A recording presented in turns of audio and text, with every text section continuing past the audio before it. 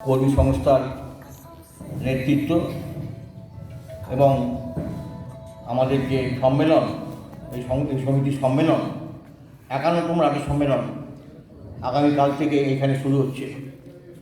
সেই সম্মেলনে যোগ দিতে যারা এসছেন, যে প্রতিনিধি বন্ধু তাদেরকে এবং জেলা কোঅর্ডিনেশন কমিটির নেতৃবৃন্দ সবাইকে এবং কেন্দ্রীয় কমিটির অন্যতম সদস্য কমরেড প্রদীপ নাথকে সংগ্রামী অভিনন্দন জানিয়ে আপনারা আমাকে যে গর্বের জায়গা করে দিয়েছেন এই সমিতি 51তম সম্মেলন উপলক্ষে যে পুস্তক বিপণী তাকে সূচনা করার যে সুযোগ আমাকে করে দিয়েছেন, তার জন্য আমি আপনাদের সবার কাছে আমি কৃতজ্ঞ। কমরেড, এক বিশেষ পরিস্থিতিতে এই সম্মেলন, আমাদের একটি অগ্রণী সংগঠন যারা আমাদের রাজ্য সরকারের একদম নিচ পর্যন্ত, নিচ স্তর পর্যন্ত যারা কাজ করে, সরাসরি জনগণের সুযোগ সুবিধা এই সমিতির কাজের সঙ্গে যুক্ত, সেই কাজ তারা করেছেন। তাদের রাজ্য সম্মেলন এই কোভিড সিচুয়েশনের মধ্যে সমস্ত কোভিড বিধি মেনেই, সমস্ত সতর্কতা মেনেই তারা এই সম্মেলন এখানে অনুষ্ঠিত করছেন। এবং এমন একটি সময় যখন এই রাজ্যে বিগত নির্বাচনের পর এই রাজ্যে গণতান্ত্রিক আন্দোলনের শক্তি কিছুটা হলেও কমেছে, একটা হতবিহ্বলকর পরিস্থিতি, সেই পরিস্থিতিকে ভেদ করা সফল নিয়ে আপনারা এখানে সমবেত হয়েছেন। তাই সবাইকেই আমি আরেকবার অভিনন্দন জানাচ্ছি। পাশাপাশি আমি এইটি বলতে চাই, কমরেড, আমরা যারা ট্রেড ইউনিয়ন করি, ট্রেড ইউনিয়ন করার সময় আমরা তো একটা আর্থিক দাবি দেওয়ার ভিত্তিতে, কর্মচারী সমাজের দাবিগুলো যাতে আদায় হয় তার ভিত্তিতে আমরা সমবেত হওয়ার চেষ্টা করি। একটা অর্থনৈতিক চেতনা নিয়েই আমরা ট্রেড ইউনিয়ন করা শুরু করি। পরে আমরা ট্রেড ইউনিয়ন করতে এসে আমরা এটি বুঝি যে ট্রেড ইউনিয়ন কর্মীদের মূলত দুটি কাজ: সমস্যাগুলো চিহ্নিত করা এবং তার থেকে পরিত্রাণের পথ খোঁজা, to find out the problem and to find out the process how to solve it. এইটা করতে গিয়ে দেখা যায় যে অর্থনৈতিক চেতনা আমরা থেকে ট্রেড ইউনিয়ন চেতনা নিয়ে রূপান্তরিত করেছি, কিন্তু এর মধ্যে সীমাবদ্ধ থাকলে চলবে না। আর উন্নততর চেতনা স্তরে সংগঠনের কর্মীদের নিয়ে যাওয়া প্রয়োজন। সেটা হচ্ছে রাজনৈতিক চেতনা, এবং এই রাজনৈতিক চেতনা সরাসরি আমদানি করা যায় না, অর্থাৎ মতাদর্শ আসে বাইরে থেকে, ইনফিল্ট্রেট করতে হয়, অনুপ্রবেশ করতে হয়।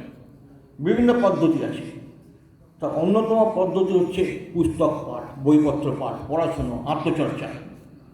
তার সুবিধের জন্যই আপনারা এই যে বই কেনার জন্য যে পুস্তক বিপণী এখানে করেছেন, আমি আশাবাদী আপনারা সেখান থেকে পুস্তক ক্রয় করবেন এবং নির্দেশিকামভাবে তৈরি করবেন। এবং অধ্যয়নের যে অভ্যাস, যেটা আমরা হারিয়ে ফেলেছি অনেকে, এই অধ্যয়নে হারিয়ে যাওয়া অভ্যাস পুনরায় ফিরিয়ে আনার প্রচেষ্টা আপনারা গ্রহণ করবেন।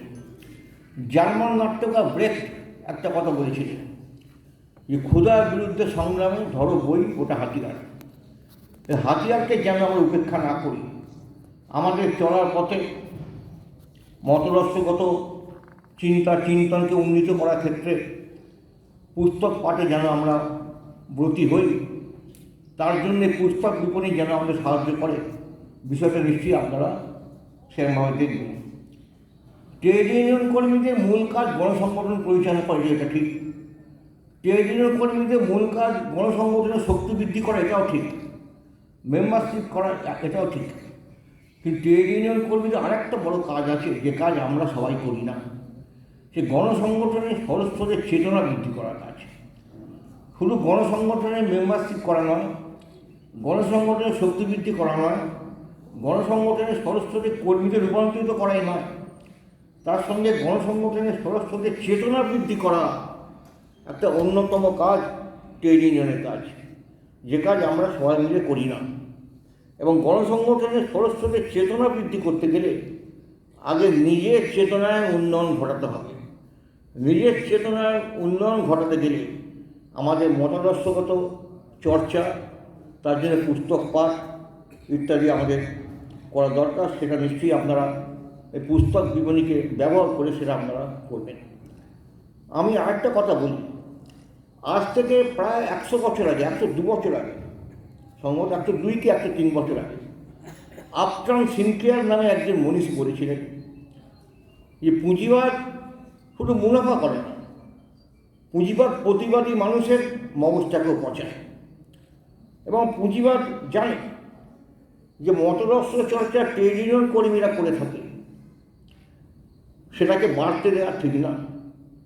তাই মতদর্শ চেতনার জন্য যে শিক্ষা ট্রেড ইউনিয়ন কর্মীরা পায়, পুঁজিবাদ জানে, আমরা সবাই জানি কিনা আমি জানি না, পুঁজিবাদ জানে মতদর্শগত শিক্ষা, সে শিক্ষা আনে চেতনা, চেতনা আনে বিপ্লব, বিপ্লব আনে মুক্তি, মুক্তি কোথা থেকে মুক্তি? পুঁজিবাদের দাসত্ব থেকে মুক্তি, পুঁজিবাদকে উচ্ছেদ করে নতুন আরও উন্নত সমাজ প্রতিষ্ঠা করা তাদের লক্ষ্য সেখানে। তাই পুঁজিবাদ এবং সাম্রাজ্যবাদ বরাবরই আমরা দেখেছি, এবং ফ্যাসিস্ট শক্তি উপনিবেশবাদীরা তারা বরাবরই তারা শিক্ষার ক্ষেত্রকে আক্রমণ করে এসছে। আমরা হিটলারের কথা আমরা জানি, আপনারাও জানেন অনেকে। হিটলার ক্ষমতা আসার পর জার্মানিতে সমস্ত কমিউনিস্টদের শুধু বই পড়ায়, তিনি আইনস্টাইন, রোমানোলা, গান্ধী, রবীন্দ্রনাথ, বহু বিদেশি মনীষী, টলস্টয়, তার প্রত্যেকের বই সেখানে হিটলার পড়িয়েছিল। শুধু হিটলার কেন, পৃথিবীর দেশে দেশে এবং আমাদের ভারতবর্ষে যখনই কোনো বড় লাইব্রেরি হচ্ছে, গ্রন্থাগার হয়েছে, তো আক্রমণকারী সেই রাজ্য বা দেশ দখল করেছে, তাকে ধ্বংস করে দিতে। আমরা কি সবাই জানি যে দারাশিকোর একটা বিখ্যাত লাইব্রেরি ছিল, যিনি উপনিষদকে সংস্কৃত, উপনিষদকে ফার্সিতে অনুবাদ করিয়েছিলেন। জাহাঙ্গীর, যার স্ত্রী নূরজাহান, জাহাঙ্গীর খুব নেচার লাভার বলে, প্রকৃতি প্রেমিক বলে, প্রকৃতি গবেষক বলে তার খ্যাতি ছিল, তার বিখ্যাত লাইব্রেরি ছিল। আমরা কি জানি মোহাম্মদ বিন তুগলক, যাকে পাগল সম্রাট বলা হয় অনেকে বলে, মোহাম্মদ বিন তুগলক খুব পণ্ডিত ব্যক্তি ছিলেন, তার নিজস্ব বড় লাইব্রেরি ছিল। তার ভাইপো ফিরোজ শাহ তুগলক, তার বিশাল লাইব্রেরি ছিল। ফিরোজ শাহ আমাদের হিসারে অল ইন্ডিয়া কনফারেন্সে একবার গেছিলাম, আমরা ফিরোজ শাহ দুর্গ থেকে এসেছিলাম। ফিরোজ শাহ নামে কোটলা স্টেডিয়াম আছে দিল্লির বুকে, ফিরোজ শাহ এগুলো ছিলেন এগুলো। এবং আমরা এটাও দেখেছি, ইংরেজরা যখন যেখানে আমাদের দেশে ক্ষমতা দখল করেছে, যে দুর্গগুলো দখল করেছে, রাজেন্দ্রদের প্রাসাদ দখল করেছে, তা প্রাসাদের সব দৌলত লুণ্ঠন করার আগে তারা আগে প্রাসাদের তো পাঠাগারগুলো ছিল, লাইব্রেরি ছিল, তা সেখানে আক্রমণ করেছে।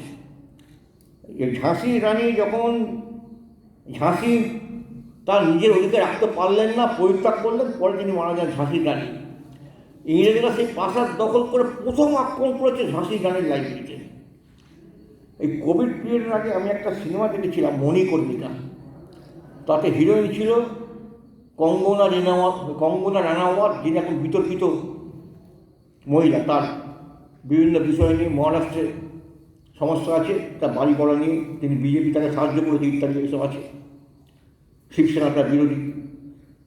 সেই মণিকর্ণিকাতেও আমরা দেখেছি, সিনেমাটাও দেখেছি, ইংরেজ সেনানায়ক সেখানে ঢুকে আগে তার লাইব্রেরিতে মশাল দিয়ে আগুন দিল।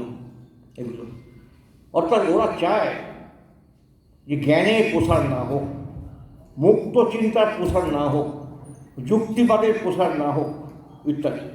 অথচ আমরা দেখেছি সৃষ্টির প্রথম যুগ থেকে মানুষ সে প্রকৃতির বিরুদ্ধে সংগ্রাম করেছে। এগুলো মানুষ যখন, এটা আমরা দেখেছি, মানুষ একটা সময় প্রায় 7,000 8,000 কোটি বছর আগে, এমনকি 10,000 বা 12,000 বছর আগে পর্যন্ত নিউরাট্রাল যুগের মানুষ তারা এত উন্নত ছিল না। আগে একটা সময় ছিল মানুষ 4 হাত পায়ে হাঁটত এগুলো। কিন্তু প্রকৃতির বিরুদ্ধে সংগ্রাম করতে গিয়ে ডারউইনের যে তত্ত্ব, সার্ভাইভাল অফ দ্য ফিটেস্ট, যে সবল সেই টিকে থাকবে, যে নিজেকে বিবর্তিত করতে পারবে সেই টিকে থাকবে। অনেক বড় বড় প্রাণী, যার চেহারা মানুষের থেকে অনেক বড় আকারের ছিল, বড় আকারে হাতি ছিল, যাকে বলতো ম্যামথ। ডাইনোসরের একটা প্রজাতি একসময় উঠতে পারত, বিশাল বিশাল চেহারা ছিল, তারা আজকে পৃথিবীতে নেই। কিন্তু শ্রমের সাহায্যে, মেধা অর্থাৎ মস্তিষ্ক সাহায্যে এবং চর্চার সাহায্যে তারা আমাদের মানুষ তারা অগ্রসর হয়ে গেছে। এগুলো এঙ্গেলস একটা বই লিখেছে, এঙ্গেলস নিশ্চয়ই বুকস্টলে আছে, মানব থেকে মানুষের বিবর্তনে শ্রমের ভূমিকা। এগুলো শ্রমের ভূমিকা, এগুলো যে মস্তিষ্কে বিজ্ঞানীরা বার করেছে। অতীত যুগে মানুষের মস্তিষ্কে যতটুকু গ্রে ম্যাটার থাকতো, ব্রেন ম্যাটার থাকতো, চর্চার মধ্যে দিয়ে সে ম্যাটার দিন দিন বৃদ্ধি পেয়েছে, ম্যাটার এগুলো দেখা গেছে। এবং একটা সময় আমরা দেখেছি যে বিবর্তনবাদের থিওরি নিয়েই তো ডারউইন আবিষ্কার করেছেন, থিওরি অফ ইভলিউশন, বিবর্তনের তত্ত্ব। বলেছেন যে যোগ্যতম সেই বেঁচে থাকবে, এবং তাতে শ্রমের ভূমিকার কথা এঙ্গেলস লিখে আছে। সেখানে পৃথিবীতে একটা সময় ছিল যখন মানুষ শিকার করতে শিখলো, প্রথম মানুষ, কোনো অস্ত্র নেই, ভোঁতা পাথর দিয়ে। পরে ভোঁতা পাথরকে ছুঁচড়ো করে তারা সেগুলো কীভাবে অস্ত্র বানাতে হয়।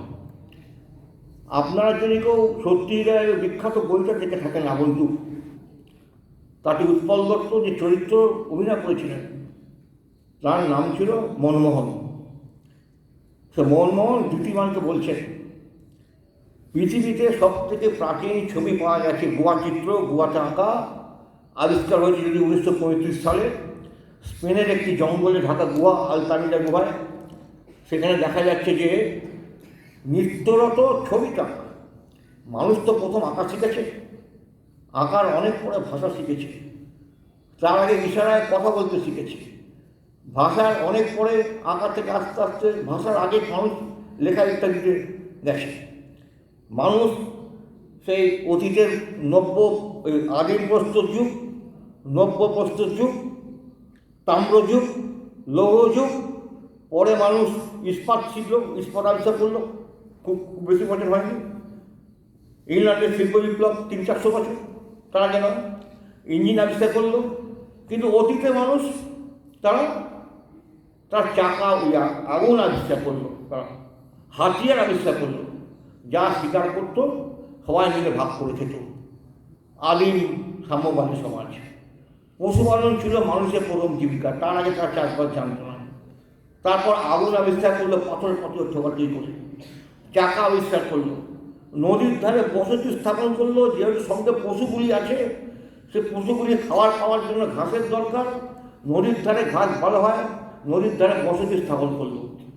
পৃথিবীর সবচেয়ে সমস্ত পুরনো প্রাচীন সভ্যতা সব নদীর ধারে, সমস্ত নদীর ধারে বড় বড় সভ্যতা, সে মেসোপটেমিয়া থেকে শুরু করে, গঙ্গা থেকে শুরু করে সব জায়গায় সব নদীর ধারে।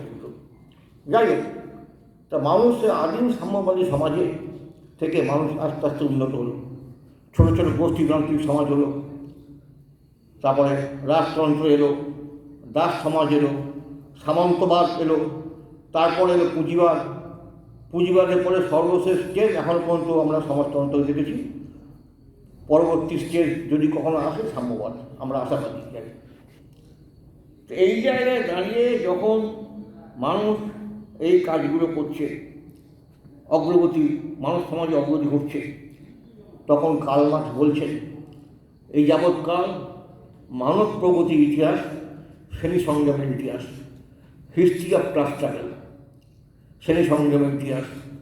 এঙ্গেলস বলছেন মানুষের শ্রম, মানুষের মেধা তার সঙ্গে যুক্ত হয়েছে, দুটো হাত, মস্তিষ্ক, এগুলো শ্রম, লেবার সব যুক্ত করে মানুষ এগিয়ে গেছে অন্য সমস্ত প্রজাতির তুলনায় এখানে দাঁড়িয়ে। এখন এই সমস্ত অবস্থা এসব ভুলিয়ে দেওয়ার চেষ্টা হচ্ছে। এখন ভয়াবহ অবস্থা বলতে আছি, দীর্ঘ গল্পের মধ্যে আমি যেতে চাইছি না। যা কিছু আমরা শিখেছি আমাদের পূর্বপুরুষের কাছ থেকে, স্বাধীনতা আন্দোলনের যে যোদ্ধা তাদের কাছ থেকে, পূর্বপুরুষ আমাদের বাপ পিতামহ ঠাকুরদা তাদের কাছ থেকে, দাদাদের কাছ থেকে শিখেছি, যেগুলো সব ভুলিয়ে দেওয়ার চেষ্টা হচ্ছে। এখন নতুন নতুন জিনিস। একটা বিখ্যাত প্রবন্ধ রবীন্দ্রনাথ ঠাকুর লিখেছেন, রবীন্দ্রনাথ ঠাকুরের বই এখানে আছে কিনা জানি না, আমি দেখলাম ইরফান হাবিবের বই আছে, দেখলাম রবীন্দ্রনাথ ঠাকুর একটা বিখ্যাত প্রবন্ধ। আমি কিছুদিন আগে তো বঙ্গানুবাদটা আমি পড়েছি এবং সারা ফেলে দেওয়া প্রবন্ধ। বইটার নাম ওই নয়, বইটার নাম reflection on nationalism and history, অর্থাৎ জাতীয়তাবাদের উপর ইতিহাস তার প্রভাব, এই ধরনের বাংলা তুলে তার মনে হয়। তাতে রবীন্দ্রনাথ ঠাকুর বলছে যে জাতীয়তাবাদ অর্থাৎ ন্যাশনালিজম যা সংকটের মধ্যে, ট্রেড ইউনিয়ন আন্দোলন থাকবে না, যে স্বৈরতান্ত্রিক হিন্দুত্ববাদী সাম্প্রদায়িক জাতীয়তাবাদ আমাদের উপর চাকরি দেওয়ার চেষ্টা হচ্ছে, পরিকল্পিতভাবে হচ্ছে, একটা উদ্দেশ্য নিয়ে সিদ্ধান্ত করি এটা হচ্ছে, এটা হঠাৎ হয়ে যাচ্ছে, সেটা কোনো ঘটনা নয়। এগুলো যদি আমরা তাকে মোকাবিলা করতে না পারি, সমস্ত left Democratic and secular movement বন্ধ হয়ে যাবে, সমস্ত ট্রেড ইউনিয়ন অ্যাক্টিভিটি বন্ধ হয়ে যাবে, কিছু থাকবে না। এগুলো মানুষ আবার তার চিন্তা ভাবনার ক্ষেত্রে যে বললাম, যেটা বলছিলাম যে চর্চা, মতাদর্শগত চর্চা, অগ্রগতি, মস্তিষ্ক, মেধা, শ্রমকে ব্যবহার করে চেতনার মান উন্নয়ন করে মানুষ যার প্রগতির পক্ষে কাজ করে গেছে, প্রগতির জয়যাত্রা চালিয়েছে। একটা অন্ধকারময় দিন আমাদের সামনে অপেক্ষা করছি যদি আমরা প্রতিরোধ করতে না পারি। জাতীয়তাবাদ, ন্যাশনালিজম, এই জাতীয়তাবাদের শিক্ষা আমরা পেয়েছি। আমাদের যে অভিজ্ঞতা, যে শিক্ষা, যে ভাবনা, যা চর্চা করেছি আমরা, সেটা কী ছিল? গণতান্ত্রিক ছিল, ধর্মনিরপেক্ষ এবং ছিল সাম্য নির্মাণে বিশ্বাসী। আমাদের ভারতবর্ষের সংবিধান বি.আর. আম্বেদকর এই আকারেই লিখেছে। বর্তমানকালে ভয়ঙ্কর সংখ্যাগুরু সাম্প্রদায়িকতাবাদ অর্থাৎ সংখ্যাগুরু জাতীয়তাবাদ বাদ দিয়ে তারা নিজেদের জাতীয়তাবাদ বলে জাহির করছে। তারা বলছে আমরাই প্রকৃত জাতীয়তাবাদী, ন্যাশনালিস্ট। নেশন কথাটা কি, কোথায় উৎপত্তি করতে এলো? ভারতবর্ষের নেশন কবে থেকে তৈরি হলো? কবে থেকে ভারতবর্ষী নিজেকে জাতি রাষ্ট্রের লোক হিসেবে, নেশন স্টেট হিসেবে ভাবতে শুরু করলো কবে থেকে? এগুলো আমাদের অভিজ্ঞতা কী বলে? আমাদের অভিজ্ঞতা হচ্ছে এই, ভারতবর্ষে প্রথমে ছিল গোষ্ঠী, আদিম সাম্যবাদী সমাজ যেটাকে বললাম, তারপর ছোটো ছোটো গোষ্ঠী, তারা একত্রিত হয়ে রাজা তৈরি হলো, সামন্ত তৈরি হলো, রাজা তৈরি হলো, ভারতবর্ষে শাসন করছে কারা? বিভিন্ন ভাষাভাষী বিভিন্ন দেশের লোক। গোটা ভারত তখনও কল্পনায়, তখন তৈরি হয়নি এগুলো। আর্যরা আক্রমণ করলে ভারতবর্ষ বাইরে থেকে এসে অনার্য লড়াই হলো, বহু জায়গায় এক হয়ে গেল। সেই লড়াই অনার্যরা হেরে বেশিরভাগটা দক্ষিণ ভারতের দিকে চলে গেল, আর পাহাড়, উত্তর পূর্বাঞ্চলে পাহাড় ইত্যাদি জায়গায় বিভিন্ন ঘোর জঙ্গলে ভিড়, সাঁওতাল ইত্যাদি আদিম জাতি হিসেবে তারা সেখানে হয়ে গেল, অনার্যরা সেখানে হয়ে গেল। তো এই ভারতবর্ষ, রাষ্ট্রযন্ত্র পর ভারতবর্ষ বড় মাপের সাম্রাজ্য দেখেছে, গুপ্ত সাম্রাজ্য দেখেছে, অশোকের সাম্রাজ্য দেখেছে, চন্দ্রগুপ্ত সাম্রাজ্য দেখেছে, বিভিন্ন বড় সাম্রাজ্য ভারতবর্ষ দেখেছে। আবার ভারতবর্ষ ইংরেজের তৈরি উপনিবেশ দেখেছে, বিদেশি ইংরেজের তৈরি উপনিবেশ, কলোনিয়ালিজম। স্ট্যালিনের বিখ্যাত বই আছে অন কলোনিয়ালিজম, এগুলো উপনিবেশবাদ। সেই থিঙ্কিংগুলো এখন পাল্টে যাচ্ছে। যাই হোক, উপনিবেশবাদ সেও দেখেছে। এবং স্বাধীনতার পর ভারতবর্ষের প্রকৃত নেশন বা জাতিরাষ্ট্রের উদ্ভব হয়েছে। ভারতবর্ষের পর জাতিরাষ্ট্র, যার মধ্যে আছে নানা গোষ্ঠী, নানা জাতি, নানা ভাষা, নানা ধর্ম, নানা বর্ণ, নানা সংস্কৃতি, নানা খাদ্যের অভ্যাস, নানা জামা কাপড় পরার অভ্যাস। ভারতবর্ষে ইউনিটি আন্ডার ডাইভার্সিটি, বৈচিত্র্যের মধ্যে ঐক্য, বহুত্ববাদ। ভারতবর্ষের এই যে জাতীয়তা, এই জাতীয়তাবাদ, এই ন্যাশনালিজম, এই নেশন স্টেট, তার যে মর্মকথা হচ্ছে বহুত্ববাদ, তার মর্মকথা হচ্ছে সমন্বয় ধর্মী ব্যবস্থা। ভারতবর্ষে এই নেশন স্টেট যেটা ভারতবর্ষে যেটা আছে, সমন্বয় আদর্শ নিয়ে এই জাতীয়তাবাদ, এই নেশন স্টেট ভারতবর্ষে গড়ে উঠেছে, সেটা আমরা জানি। এগুলো কিন্তু আজকে এক শ্রেণীর জাতীয়তাবাদ, উগ্র জাতীয়তাবাদী শক্তি, সংখ্যাগুরু জাতীয়তাবাদ, হিন্দু জাতীয়তাবাদ, সব হিন্দু এই ধরনের জাতীয়বাদ বিশ্বাস করেন না, কিন্তু একটা অংশের জাতীয়তাবাদ যা হিন্দু জাতীয়বাদের কথা বলছেন, তারা বলছেন হিন্দুরা এই সংখ্যাগুরু হিসেবে ভারতবর্ষকে জাতি রূপ দিয়েছে, ভারতবর্ষকে নেশন পরিণত করেছে হিন্দুরা, যাদের ভারতবর্ষ স্বাধীনতা সংগ্রামে কোনো ভূমিকা নেই। এই গোলওয়ালকর, সাভারকর ইত্যাদি যারা আছেন, যারা হেগড়েওয়ার ইত্যাদি, মঞ্জে যিনি ইটালিতে গেছিলেন মুসলিমের কাছে গিয়েছিলেন, এরা সাভারকর 4 বার মুসলিমের কাছে ইংরেজের কাছে চিঠি দিয়েছে। সাভারকর এগুলো ভারতবর্ষের স্বাধীনতায় এদের কোনো ভূমিকা নেই। একমাত্র সাভারকরের কিছুটা স্বাধীনতা সংগ্রাম হিসেবে বিবেচনা ছিল, যার থেকে লাভ দিয়ে একবার পালাতে গেছিল, এগুলো আর কারো কিচ্ছু নেই। এরা ইংরেজ সরকারের বিরুদ্ধে স্বাধীনতা সংগ্রামরত বিপ্লবীদের বিরোধিতা করেছে সব জায়গায়।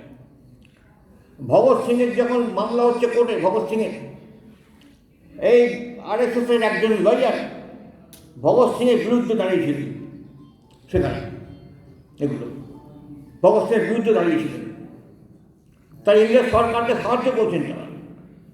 স্বাধীনতা সংগ্রামে যাদের কোনো ভূমিকা নেই, তারা বলছে হিন্দুরাই ভারতবর্ষকে নেশন স্টেটের রূপ দিয়েছে, হিন্দু জাতীয়তাবাদ।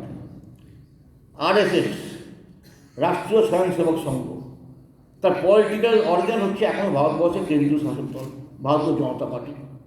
ভারতীয় জনতা পার্টি একটা অন্য ধরনের দল, ঠিক অটল বিহারী বাজপেয়ী একবার বলেছেন দুর্নীতি প্রসঙ্গে, এই পার্টি উইথ ডিফারেন্স, ঠিকই একটা অন্য ধরনের পার্টি। ভারতীয় জনতা পার্টি যা RSSের মতো হচ্ছে পরিচালিত একটা অন্য ধরনের দল, একটা বাইরের শক্তির অঙ্গুলি হলেন একটি রাজনৈতিক দল পরিচালিত হয়, তার মতো হচ্ছে পরিচালিত হচ্ছে। এবং তারা কী চাইছে, তাদের লক্ষ্যটা কী, what is their hidden agenda, গোপন এজেন্ডাটা কী? তাদের এজেন্ডা হচ্ছে এইটাই, ভারতবর্ষের বর্তমান সংবিধান তাকে ধ্বংস করা, তার পরিবর্তন করা, ভারতবর্ষের সাংবিধানিক কাঠামোগুলিকে চূর্ণ বিচূর্ণ করা, ভারতবর্ষকে হিন্দু রাষ্ট্র হিসেবে পরিস্থিত করা, ভারতবর্ষকে একটি রাষ্ট্রপতি শাসিত কেন্দ্রীয় শাসন ব্যবস্থা, অর্থাৎ প্রেসিডেন্সিয়াল ফর্ম অফ গভর্নমেন্ট, রাষ্ট্রপতি শাসিত ব্যবস্থা কেন্দ্রীয় ভারতবর্ষ। রাজ্যগুলি কোনো আলাদা প্রশাসন থাকবে না, আলাদাভাবে কোনো স্টেট থাকবে না, স্টেট সবটাই কেন্দ্রীয়ভাবে শাসিত হবে। ফ্যাসিজমের পদধ্বনি তারা শোনাচ্ছে সেখানে, এবং তারা বলছে, হিটলারের কথা ধার করে বলছে, এক দেশ হিন্দুস্তান, এক জাতি হিন্দু, এক ধর্ম হিন্দুত্ব, এক ভাষা হিন্দি, এক আইন অভিন্ন দেওয়ানি আইন, অভিন্ন আইন, অর্থাৎ এক দেশ, এক জাতি, এক ধর্ম, এক ভাষা, এক আইন, হিন্দি, হিন্দুত্ব, হিন্দুস্তান। এই স্লোগান তারা দিচ্ছে, লক্ষ্য হিন্দু রাষ্ট্র ভারতবর্ষে কায়েম করা। কিন্তু যেহেতু এই মতাদর্শ সমন্বয়ী মতাদর্শ নয়, সবাইকে নিয়ে চলতে পারে না, যেহেতু এই মতাদর্শ এক শ্রেণীর সঙ্গে অন্য শ্রেণীর মধ্যে বিভাজনতা বৃদ্ধি করে, বিভেদ বৃদ্ধি করে, যেহেতু এই মতাদর্শ যারা এই কথা বলছেন, এই কথা প্রচার করছেন, যারা হিডেন এজেন্ডা যেটা ভারতবর্ষ হিন্দু রাষ্ট্রের কথা বলছেন, সেটা প্রচার করছে না। এবং এই মতাদর্শ যেহেতু সম্প্রদায়ে ঝগড়া লাগায়, অনেকের সৃষ্টি করে, দেশে শান্তি শৃঙ্খলা বিঘ্ন করে, সেহেতু এই মতাদর্শ কখনো জাতীয়তাবাদী মতাদর্শ হতে পারে না। সংখ্যাগুরুর জাতীয়তাবাদ কখনোই প্রকৃত জাতীয়তাবাদ হতে পারে না। অর্থাৎ প্রতিরোধটা আমাদের স্তর থেকে, আমার মধ্যবিত্ত অংশের কর্মচারী, আমরা লড়াইয়ে যেটাকে অবস্থান করতে পারি আমরা মতাদর্শগতভাবে, সেই অবস্থান বজায় রেখেই লড়াইতে আমাদের জায়গা রাখতে হবে কমপ্লিট। আমাদের যে অতীতের সংগ্রামগুলো, যেটা আমাদের দাদারা করেছেন, ঠাকুর দ্বারা করেছেন, স্বাধীনতার আগে স্বাধীনতার পরবর্তীকালেও করেছেন, আমাদের যে মতাদর্শ, জাতীয় মুক্তির সংগ্রাম ভারতবর্ষ, স্বাধীনতার সংগ্রাম ভারতবর্ষ, অহিংস সংগ্রাম, সহিংস সংগ্রাম, বিপ্লবী সংগ্রাম, অন্য ধরনের সর্বস্তরের সংগ্রাম, শ্রমিক সংগঠনগুলো, কৃষক সংগঠনগুলি তাদের লড়াই। সমস্ত সংগ্রামের মূল লক্ষ্য ছিল সমন্বয়বাদী লক্ষ্য, মূল লক্ষ্য ছিল এটি। অর্থাৎ সবাইকে নিয়ে একসাথে চলতে হবে, সব ভারতবাসীকে একসঙ্গে নিয়ে চলা, লড়াই করা তার মতামত ছিল। সবাইকে নিয়ে কোনো ধর্মীয় বিভাজন ছিল না সেই সংগ্রাম চেয়েছিল একটি স্বাধীন জাতিরাষ্ট্র পরিস্থিতি হবে ভারতবর্ষে, যে আমরা পেয়েছি। যে রাষ্ট্র হবে গণতান্ত্রিক, যে রাষ্ট্র হবে ধর্মনিরপেক্ষ, এবং যে রাষ্ট্রের আদর্শ হবে সমাজতান্ত্রিক। আমরা দেখেছি ভারতবর্ষে যে সংবিধান লিখিত হয়েছে, ডক্টর বি.আর. আম্বেদকর যে সংবিধান রচনার প্রধান প্রণেতা, সেখানে আম্বেদকর এই ভাবনাকে মান্যতা দিয়েছে। ভারতবর্ষের সঙ্গে লিখিত আছে ভারত জাতিরাষ্ট্রের হবে গণতান্ত্রিক, ভারত জাতিরাষ্ট্র হবে ধর্মনিরপেক্ষ, ভারত জাতিরাষ্ট্রের আদর্শ হবে সমাজতন্ত্র। সংবিধানে লিখিত আছে। সেই সংবিধানকে ওরা টুকরো টুকরো করে ভেঙে চুরমার করতে চায় না। এই যে বিকৃত জাতীয়তাবাদী ধারণা, যে প্রকৃত সমন্বয়ী ধারণাকে যারা ভেঙে চুরে দিতে চায়, তার বিরুদ্ধে আমাদের লড়াইটাকে জোরদার করতে হবে। এবং এই লড়াইয়ের রসদ কারা যোগাবে, কে যোগাবে, কোথায় আমি ডকুমেন্ট পাবো, তথ্য পাবো, পড়াশোনা করতে হবে, আমাকে চর্চা করতে হবে। রবীন্দ্রনাথ ঠাকুরের লেখা, ইরফান হাবিবের লেখা, এগুলো তার লেখা, সুকুমারী ভট্টাচার্যের লেখা, বিভিন্ন লেখা, এগুলো প্রভাত পট্টনায়কের লেখা বিভিন্ন হবে। আমি বিভিন্ন অন্য স্তর আক্রমণের মধ্যে আমি যাচ্ছি না। কোভিড আক্রমণের ক্ষেত্রে কেন্দ্রীয় রাজ্য সরকারের ব্যর্থতা, আমি সেগুলো এখানে বলছি না।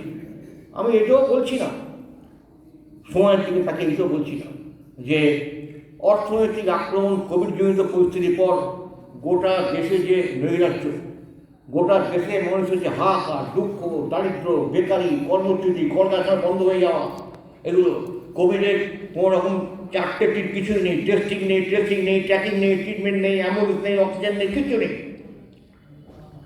এখানে মেডিসিন নেই, কিছু নেই। এগুলো আবার বলছে তৃতীয় ঢেউ আসবে। যাই হোক, চূড়ান্ত ব্যর্থ করা কেন্দ্র রাজ্য সরকার, আমি সেগুলোর মধ্যে আমি যাচ্ছি না। এবং যে আর্থিক অসাম্য, একদিকে ধনীদের যে মুনাফা পাহাড় বৃদ্ধি হচ্ছে, মুকেশ আম্বানির রোজগার প্রতি ঘন্টায় 90 কোটি টাকা করে বৃদ্ধি পাচ্ছে প্রতি ঘন্টায়। ভারতবর্ষের জিডিপি দিকে -24% চলে গেছে ভারতবর্ষের জিডিপি বৃদ্ধি হার। সেখানে দাঁড়িয়ে বিভিন্ন নোবেল লরিয়েটরা বলেছেন, অমর্ত্য সেন বলেছেন, অভিষেক বিনায়ক বন্দ্যোপাধ্যায় বলেছেন, জোসেফ স্টিগলিৎজ রাষ্ট্র ওয়ার্ল্ড ব্যাংকের প্রাক্তন গভর্নর বলেছেন, প্রভাত পট্টনায়ক বলেছেন, জয়তী ঘোষ বলেছেন ইত্যাদি।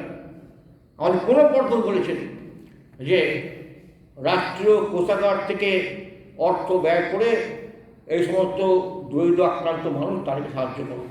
বামপন্থীরা বলেছে প্রতিটা গরিব মানুষ যারা ইনকাম ট্যাক্স দেয় না, তাদের অন্তত 6 মাস কেন্দ্র দিক 7,500 টাকা, রাজ্য দিক 2,000 টাকা, কেউ কিছু শোনেনি। যখন 1930-এর দশকে যখন বিশ্বব্যাপী মহামন্দা, সেখান থেকে মুক্তি পাওয়ার জন্য কেইন্স বিখ্যাত অর্থনীতি তিনি বলেছিলেন, এখান থেকে মুক্তি পাওয়ার একটি পথ হচ্ছে একটি, যে রাষ্ট্রীয় কোষাগার থেকে অর্থ ব্যয় করে গর্ত খোঁড়ো এবং বোঝাও, গর্ত খোঁড়ার জন্য এবং বোঝানোর জন্য মানুষকে টাকা দাও, তবে মানুষ সেই টাকা বাজারে বিনিয়োগ করতে পারবে। যে থমকে যাওয়া বাজার, অর্থনীতি সংকুচিত হয়ে আছে, সেটা আস্তে আস্তে জট, সেই জটটা আস্তে আস্তে খুলবে। এগুলো এবং সেই ভাবনা থেকেই ওয়েলফেয়ার স্টেটের ভাবনা, অর্থাৎ ওয়েলফেয়ার স্টেট জনকল্যাণকর রাষ্ট্র ব্যবস্থা, যেখান থেকে বিভিন্ন ক্ষেত্রে ভর্তুকি দেওয়া, শিক্ষা, স্বাস্থ্য, ক্রীড়া ইত্যাদির ক্ষেত্রে ভর্তুকি দেওয়া, চিকিৎসা, পড়াশোনা, খাদ্য ভর্তুকি দেওয়া, যে চিন্তাভাবনা সেখান থেকে এসছে। পরে সেখান থেকে বিশ্বায়নী তত্ত্ব আসার পর থেকে সেই চিন্তাভাবনা থেকে রাষ্ট্রগুলি দূরে চলে গেছে। এগুলো একমেরু বিশ্ব, সোভিয়েত সমাজতান্ত্রিক রাষ্ট্র অবলব্ধি করে গেছে এখন সেগুলো। আমি এইসব ব্যাখ্যার মধ্যে আমি যাচ্ছি না, মূলত এইটা বলতে চাই, আজকের দিনে সাংস্কৃতিক আক্রমণ, জাতীয়তাবাদী আক্রমণ আমার সামনে এসে দাঁড়িয়েছে, বাধার প্রাচীর সৃষ্টি করছে। এই বাধার প্রাচীরকে ভেদ করার দায়িত্ব ভারতবর্ষের এবং আমাদের রাজ্যের যে কর্মচারী আন্দোলন, শ্রমিক আন্দোলন, কৃষক আন্দোলন, তাদেরকে নিতে হবে। যে দল এই রাজ্যের শাসন ব্যবস্থা আছে তারা এই দায়িত্ব নেবে না, তারা এই দায়িত্ব পালন করবে না, তারা এই দায়িত্ব পালন করার জন্য তার নিজেদের যে ভূমিকা, সে ভূমিকা কখনোই তারা সেখানে কী বলবো অ্যাডজাস্ট করবে না। সেখানে আমরা দাঁড়িয়ে, আমরা যারা বামপন্থার কথা বলি, ট্রেড ইউনিয়নের কথা বলি, কর্মচারী আন্দোলনের কথা বলি, কর্মচারী দাবি আন্দোলন করি, লড়াই করতে চাই, সে আন্দোলনটা যখন টিকিয়ে রাখতে চাই, লড়াইটা জারি করতে চাই, কমপ্লিট লড়াইটা করতে চাই, তো এই শক্তিকে যারা প্রকৃত জাতীয়তাবাদকে ধ্বংস করতে যায়, একটা সংখ্যাগুরু অন্য জাতীয়তাবাদ চাপিয়ে দিতে চায়, তার বিরুদ্ধে পুরোপুরি লড়াই আমাদের শুরু করতে হবে। সে লড়াই নিশ্চয়ই আপনারা সামিল হবেন, সেই লড়াই করবেন। সেই লড়াই সাহায্য করার জন্য যে পুস্তক বিপণী এখানে রাখা হয়েছে, সেখান থেকে বই কিনবেন, পড়বেন, বই পড়াবেন, তবেই এই যে সম্মেলন এবং পুস্তক বিপণী তার উদ্দেশ্য সফল হবে। সেটা নিশ্চয়ই আপনারা করবেন। আপনাদের প্রত্যেকের সংগ্রামী অভিনন্দন জানিয়ে এবং সমিতির কর্মীদের পুনরায় অভিনন্দন জানিয়ে আমি আমার বক্তব্য এখানে শেষ করছি। কৃষি গাড়ি কর্মচারী সমিতি দীর্ঘজীবী হোক, দুনিয়া জোড়া মেহনত মঞ্চের সংগ্রাম দীর্ঘজীবী হোক।